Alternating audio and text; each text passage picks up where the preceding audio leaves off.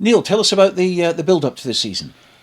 Yeah, it's been good so far. We've obviously had a fairly intense pre-season, and with Nicky Walker coming in, we've got a lot more detail in there. So the players have been having to adapt to that, and the coaches and the staff, and it's coming together. It's been a little bit tricky to get some people up to speed, and we'll still be sort of ongoing with that. But some of the more senior players and experienced guys have sort of took the step up on it really well, and we're hoping to get a lot more up to speed as we go. So it's been a little bit different from the sort of 2 or 3 previous pre-seasons at the club, but yeah, things are looking fairly good. How much of an upheaval is it changing from someone like Kevin Hudson, who's been at the club for a long time, and then Nicky Walker, who's obviously very experienced with Hoyk and obviously as a player, Scottish international, Watsonian's coach, and now coming into Kelso? How difficult is that to make the change? I think it was, most of the players would be excited about it. Obviously, it comes with a good rep, and but yeah, a bit different from Kevin.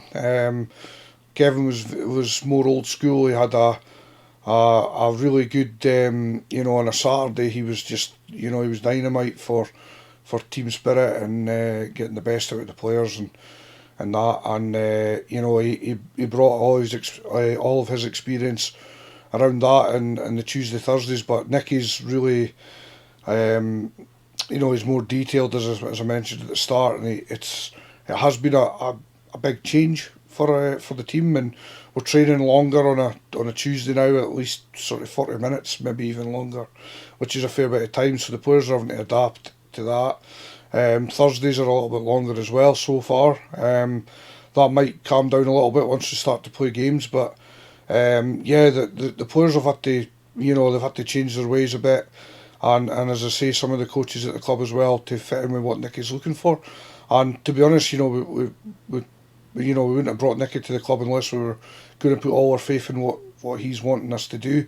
And we need to use his expertise. And then, obviously Bruce has got his side of things as well. So at the moment, it's really good combinations, and yeah, it's going pretty well. The main thing is the players are enjoying it and they're enjoying adapting. Yeah, overall, yeah, definitely.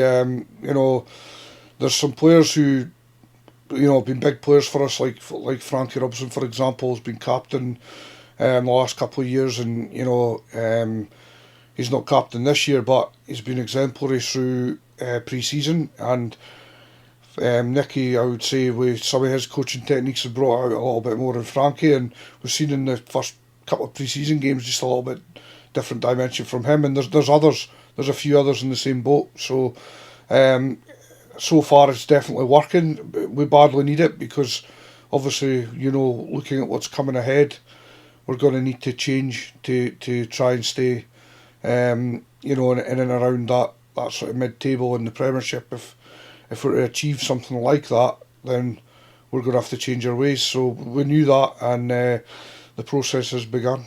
So Keith Melbourne is the captain this season, well deserved, of course. Does that take a bit of pressure off Frankie Robson as well? Because obviously being a captain, a lot more responsibility. Now that he's free from that, he can concentrate more on his game. Is that how it tends to work? From our point of view, yeah, definitely.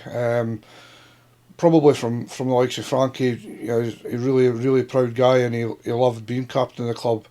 And he did an exceptional job of that, and we could have quite easily just went with it again. There was no reason not to, on Frankie's behalf, but we just felt like again, with the changes that were coming, we had to try and go with some changes just to freshen things up. We've actually made Dwayne Patterson co-captain with Keith, and that just gives us a little bit of movement there, and it also brings out a bit of leadership from Dwayne in the backs.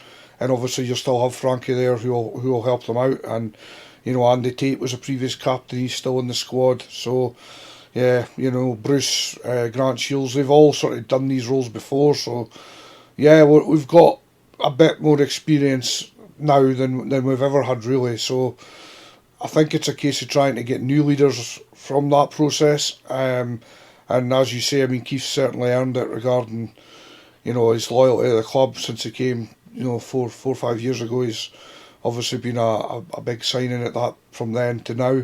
And his loyalty to the club, and Dwayne's obviously in a similar boat. I mean, Dwayne could have been away playing elsewhere at one time or another, and he's stuck with Kelso, and again, I think they'll do well in those roles.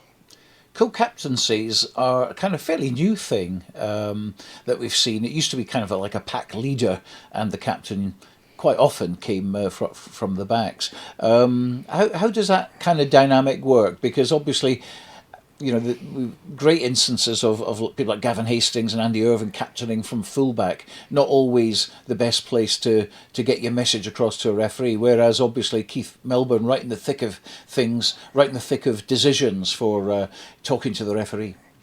Yeah, I take your point. I think it is relatively new.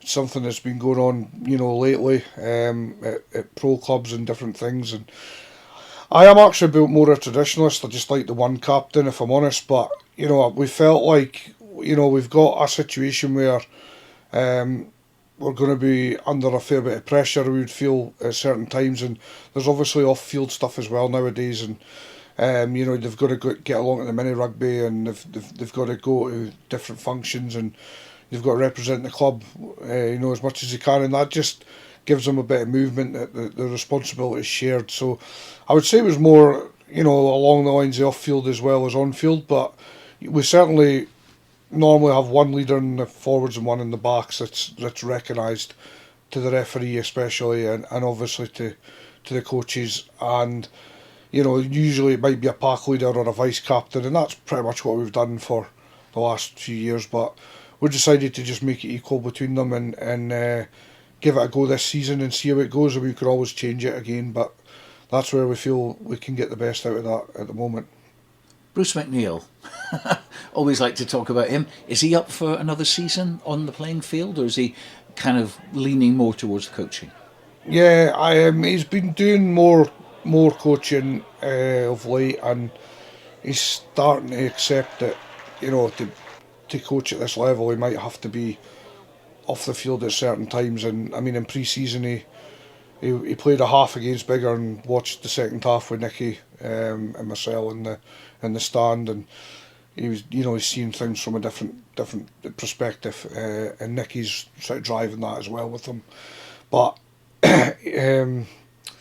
he's very keen to continue playing as well, and in all honesty, that first half against Biggar, I mean, we've heard about it all week, how good his break that he had up the far side, and he put young William Tweedy in for a run, and he's been smarting on that all week, so that maybe proves he's not quite finished yet. So he's incredibly fit though still, isn't he? I mean honestly, I mean, joking aside, I mean, the man's phenomenal. I mean, I'm not even going to say his age because I'll just upset him so much. Early 40s. He says 32, of course. Yeah, he always, he thinks he's Peter Pan, but I mean, for the age he's at and the condition he's in and the robustness of him is just phenomenal. And I think a lot of other clubs around the Scottish landscape are always commenting wherever we go, is Bruce still doing it? And then a roll of the eyes, but then they watch him play against their teams, and they compliment that side of things from Bruce. So I mean, I can tell you now, the work, it's not a fluke, because the work that Bruce puts in off the field, the amount of training he does on his own, as well as coaching, is it's to be commended. It's commitment, it's pure commitment, and he really does put himself through the mill to do it. It's just, I think the mental side of it's incredible that he's so hungry to play and play well. I mean, he's still competitive, isn't he? I mean, he's still one of the better operators around. I mean, as back rows go, I've always been saying to him, it's time to get back out of the front row, but he's reluctant to, says he's too good looking for the front row, but everyone else seems to think different. But listen, the man's still got it about him, so as long as he's comfortable in his body and Nicky and other coaches feel that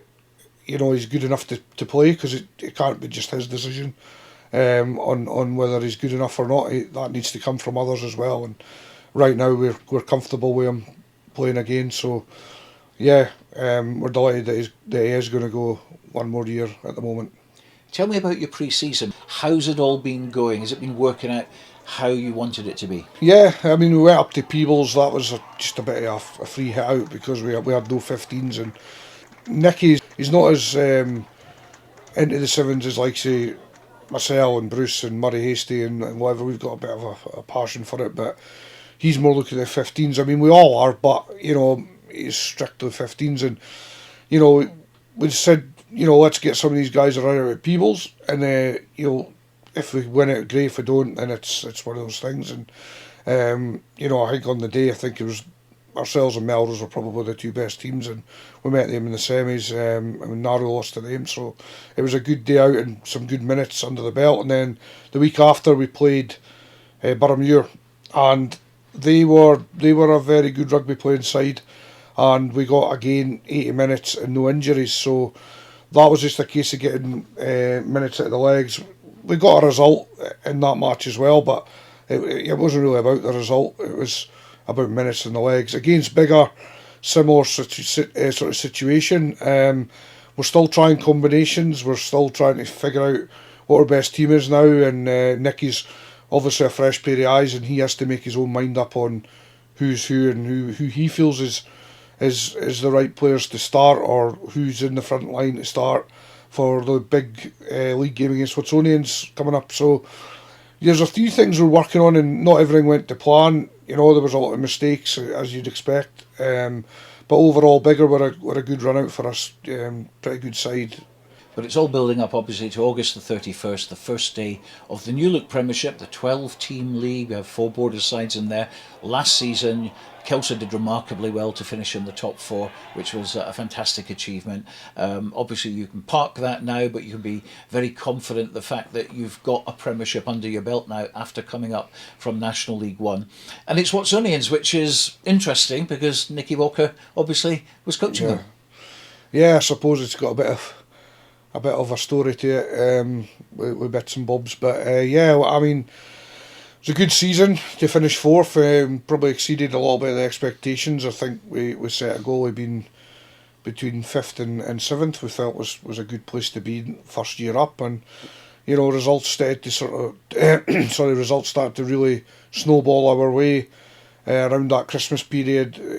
Good win against Mar at home, and all of a sudden we're like, we're starting to get the sort of pressure that we should be finishing 4th from where we were was kind of coming around.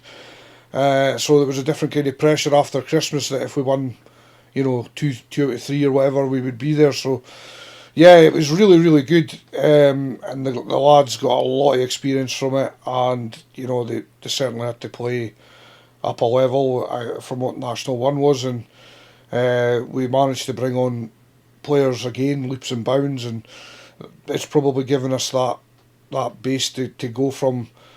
It's like almost being promoted again, so to speak, because of the way the league structures fell with no Super 6. So we're now in a situation where we feel a little bit like we did last summer.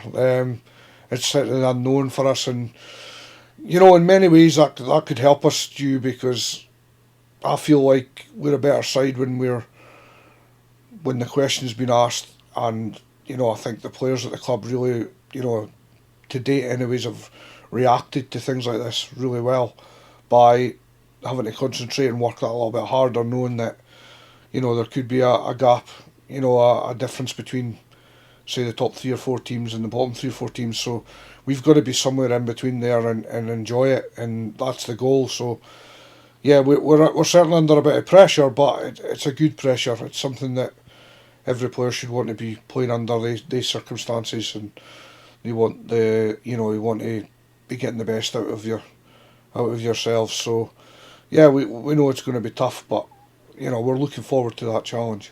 But the believability from last year, will be phenomenal. The fact that you beat Mar at home, you beat Curry at home, you came very close to beating Hoyk. I think it was just an 8 point difference, and in fact you didn't get any points at all from that, which must have been gutting for you, particularly after early in the season the big defeat at Mansfield Park. Yeah. So the players have now had experience of that, and obviously trying to make Poynter Park a fortress, as every home team wants to do.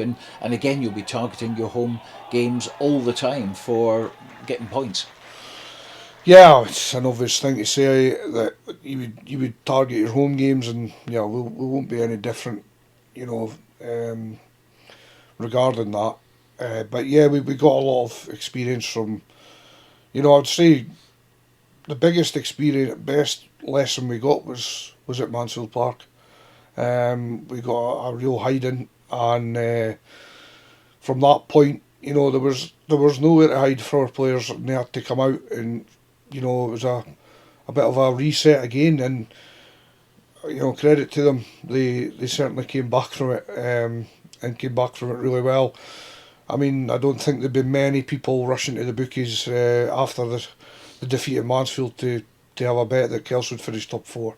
So that's credit to the players and the coaches at the club, and how they react to things like that. So we might, you've got to be realistic. That's, you're going away this year at Millbrae.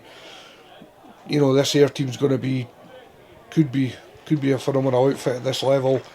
There's other clubs as well. Curry have recruited well. Heriot, Watsonians will have mainly a starting Super 6 15.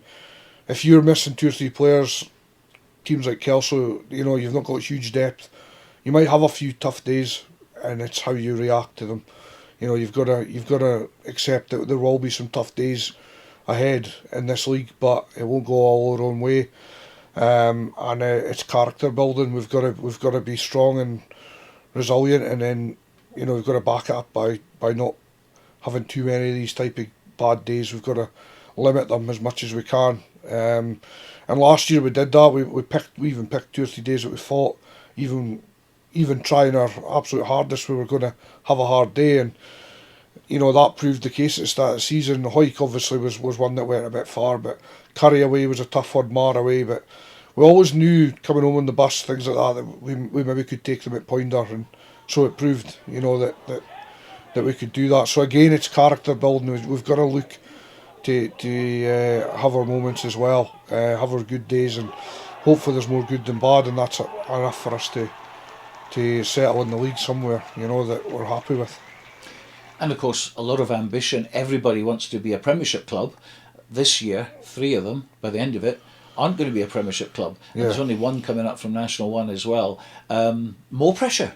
Yeah, it is. I mean, as I say, we really want to enjoy it as much as we can, but, that pressure will be there. Everyone will be desperate not to be in the bottom 3, but it's going to happen. So there's probably at least 2 clubs going to be aggrieved, because if you're bottom, you'd have went down anyways. But the 2 clubs above that, if you finish third bottom, and likely who does will be 1 point, 2 points or points difference. That's what's probably going to happen.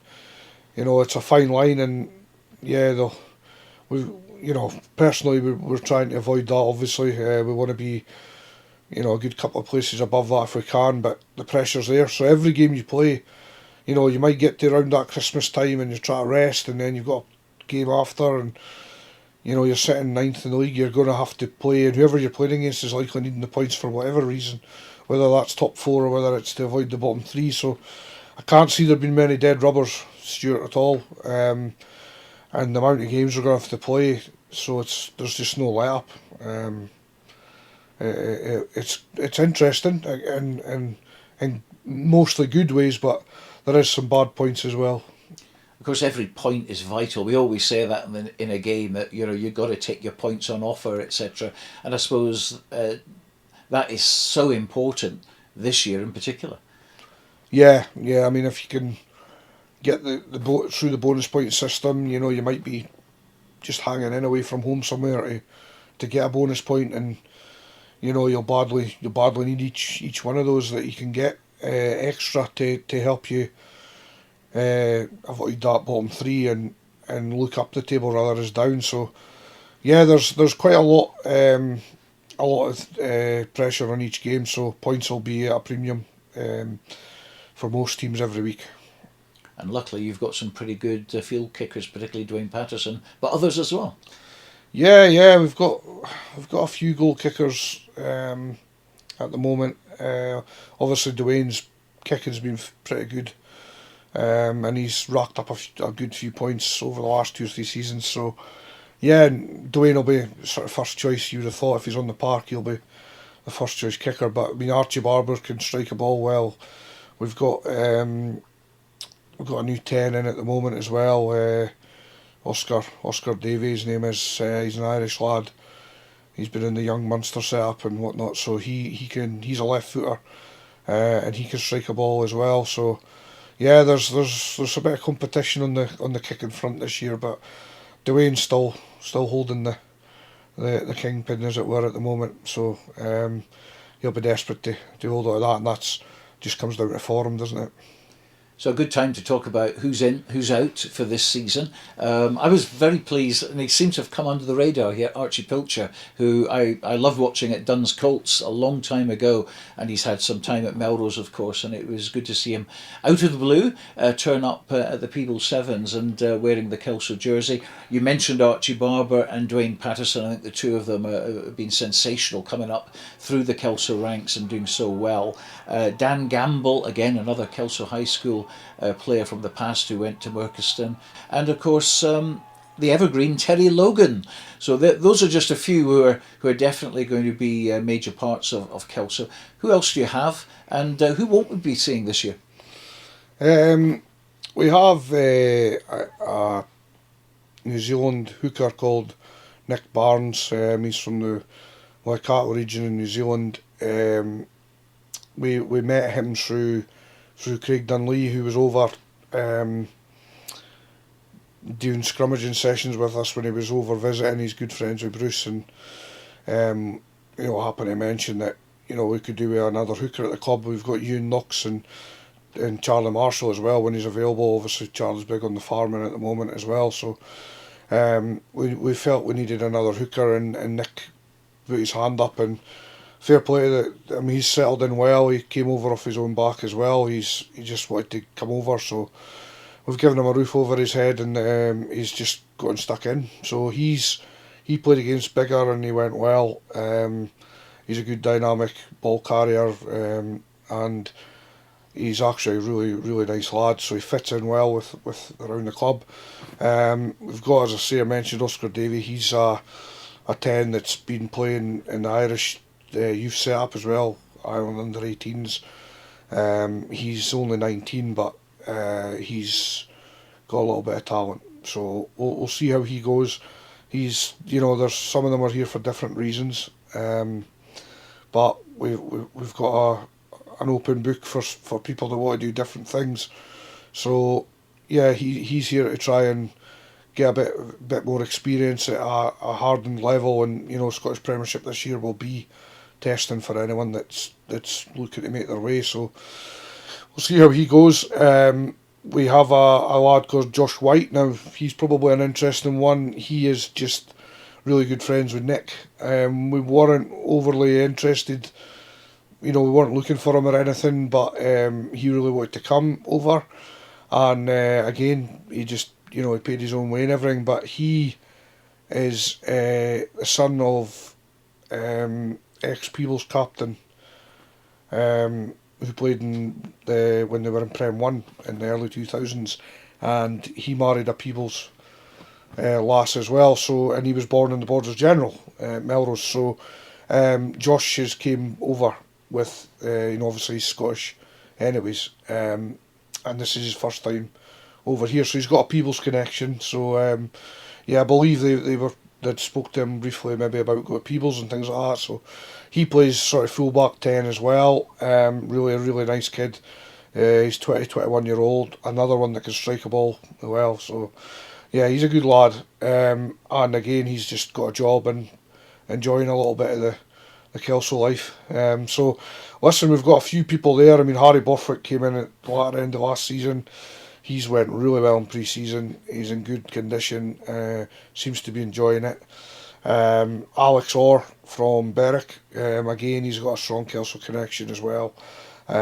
So he decided he wanted to give this level a go. So he's in the mix as well. Liam Herdman's back. He played his first game last year for well over a year, and he went very well against Biggar. Also scored a couple of tries. So yeah, he's back. Players that are not there, Murray Hastie's retired, obviously.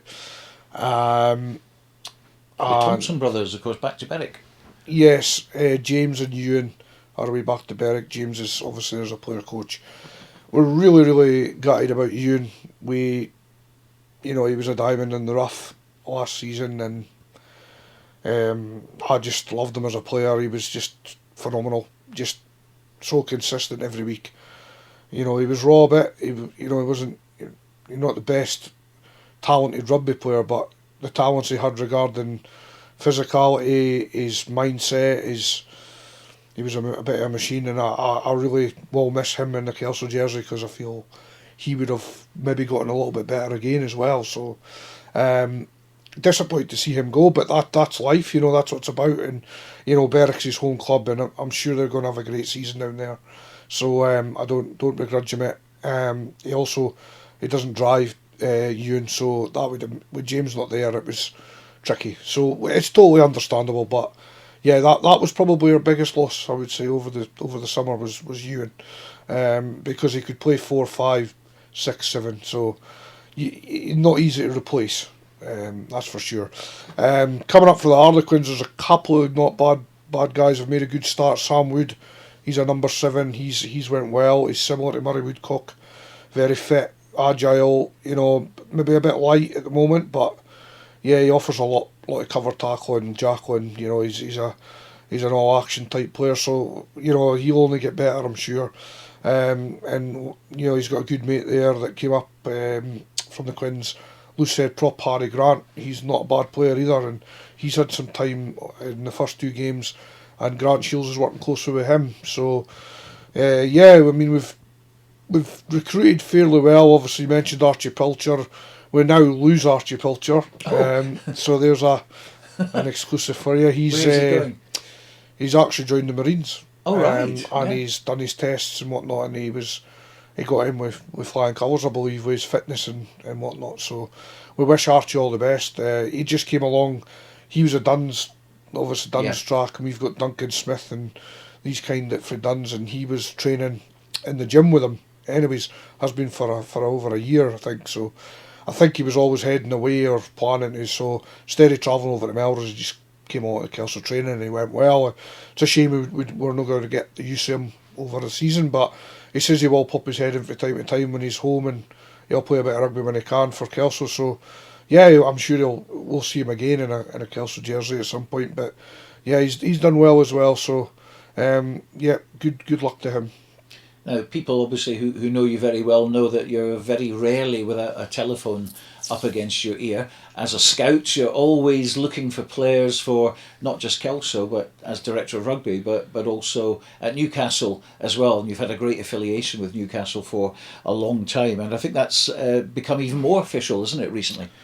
Yeah, since Steve Diamond came in, he had a bit of a change of how they wanted to do things. Obviously, they've got to look casting their net a little bit. They're at the lower end of the scale in the English Premiership financially, and that's no secret anyway. So, I've worked closely with likes of Mark Laycock and James Ponton there at the academy. Just helping out with the odd player that's maybe not been picked up here.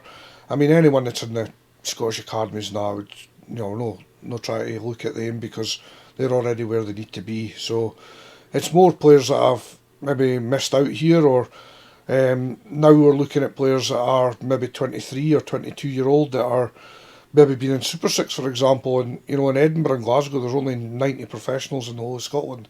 So there's not a lot of room for players to progress, and it's just a different outlet for them. And obviously they're geographically really close to the borders, certainly. So there could be the odd player involved. I mean, they've got Premiership Cup and things like that going on, so they need a bit of cover here or there, and it's a long process for someone to get pro from here and from that situation, but it does happen. And who knows who the next one might be, but certainly always keeping an eye out for talent, and certainly guys around that 19, 20, 21 years of age that could maybe have another attempt at being a pro, for example, or someone that's never had the chance, that's just a late bloomer. So it wasn't something that was probably worthwhile when Super 6 was going on, because that was a good level for any of them to go into. But around here now, I mean, the level of the Premiership, if you want to then get to Edinburgh, Glasgow, Newcastle, Sale, whoever it might be, then you probably need another level in between, and like say Premiership Cup in England or A-League stuff, Edinburgh, Glasgow.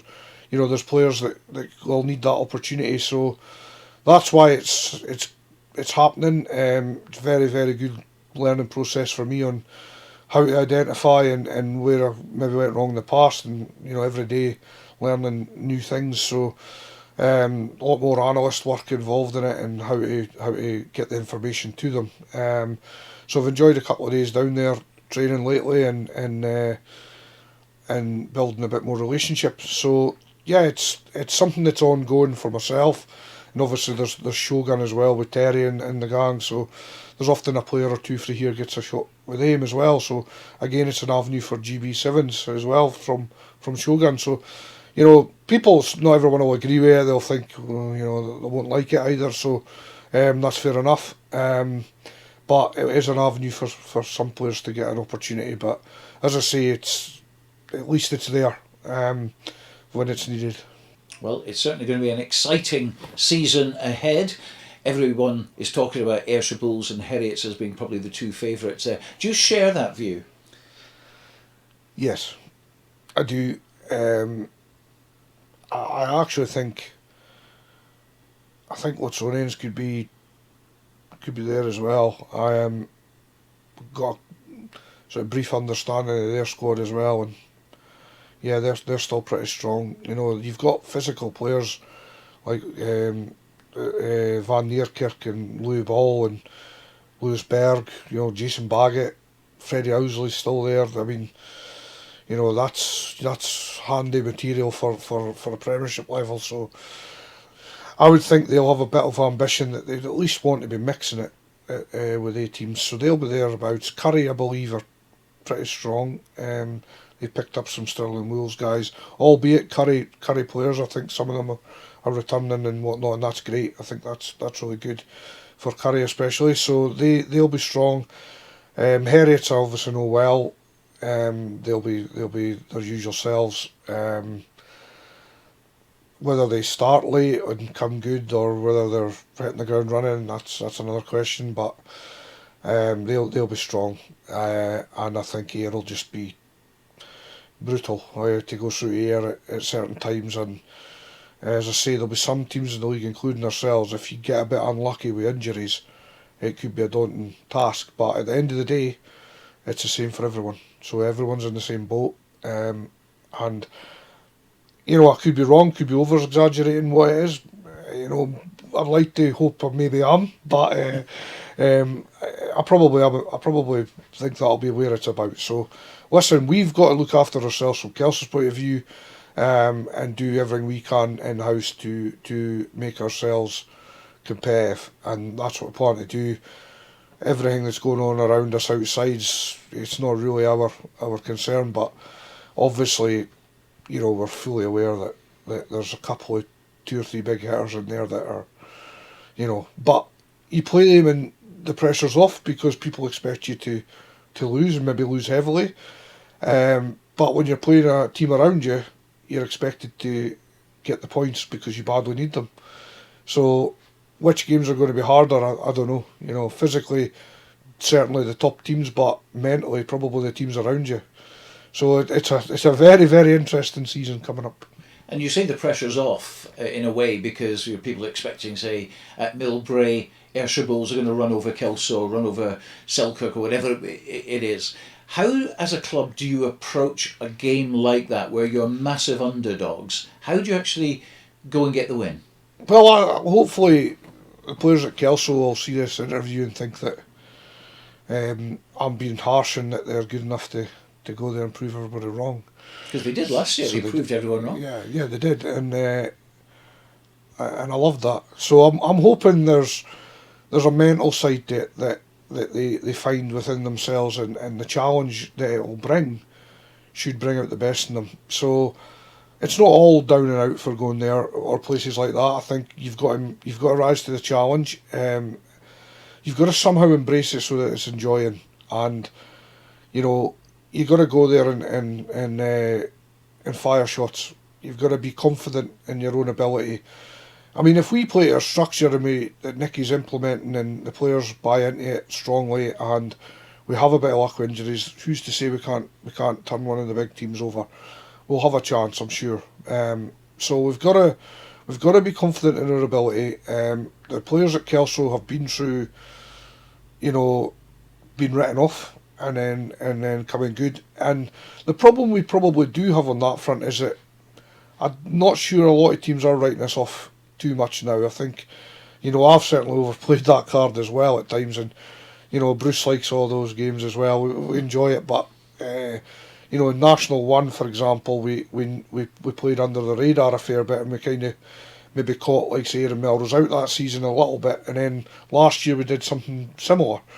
But outside of the sort of top 4 or 5 teams in this league, I would think most teams will be taking Kelso fairly seriously now, and we'll have a target on our backs as well for points, especially when we're away to places like Hawks, who beat us last year up there, and away to Selkirk, they'll fancy it, so we've got some really, really hard mental games coming up. But again, as I keep saying, there's no reason for our players not to really enjoy this situation.